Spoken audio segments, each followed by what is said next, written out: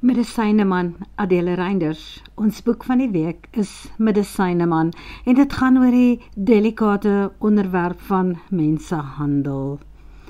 Greta Conradi los haar veilige werk in die stad om by Lex Avenant se koerant die Mujaji Sun te gaan werk.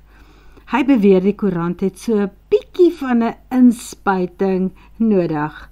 Greta se vriendinne wat vir Lex ken, Ela en Esme, glo dat hy van haar gaan verwag om vir 'n dooie donkie 'n bloedoortapping te gee en om daarna op sy pote te help.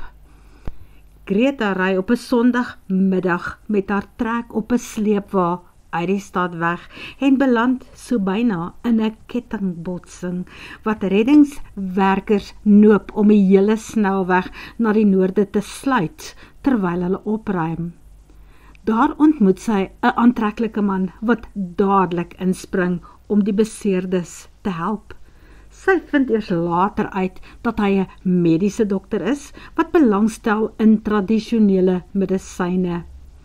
By haar ontstaan daar nou vrae soos: is die aantreklike dokter Richard Rood werklik die onbaatsigtige, barmhartige Samaritaan wat Greta Conradi daardie Sondag aand op 'n ongelukstoneel ontmoet het, of steek hy iets weg?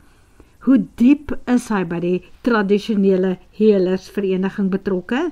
En wat mag die mens alles doen in die naam van navorsing, die wetenskap of vir geld? Iets op die dorp hier is nie reg nie. Mense in die omgewing raak weg en liggame kom geskend terug. Weet die man iets daarvan af? Maar die belangrikste vraag is, hoekom is dit juis Richard Rood wat Greta se hart kom steel? Ja, hierdie boek het liefde, spanning en humor. Ek is nie vandag op my beste nie. 'n baie goeie vriendin van my is die naweek oorlede, Ela Mostert, van wie ek gepraat het hierbo. Sy was vreeslik lief vir lees en sy het my skryfreis van die begin af saam met my beleef. Was saam met my bly wanneer my boeke aanvaar is, of hartseer as ek iets moes oorskryf. Ons was selfs vir 'n klompie jare bure lank, 'n bure op 'n plot in Mooiplaas. Toe het ek weggetrek en toe trek sy Jeffreys Bay toe. Maar ons het steeds met mekaar kontak gehou en gepraat op Facebook. My kop is vandag vol onthou. Die dat ek hierdie boek as die boek van die week gekies het. Daar was ander boeke ook wat my aan haar laat dink. Maar reeds in die eerste hoofstuk kry Greta weg van die plot waar die einste Ela en ons ander vriendin Esme ook gewoon het, waar ons lewens so nou in mekaar geweef was. Onthou dat jy deel kan wees van die WhatsApp groep, waarop jy gratis na volstories en audioboeke op jou foon kan luister. Die nommer van die WhatsApp groep is 0665 865 787.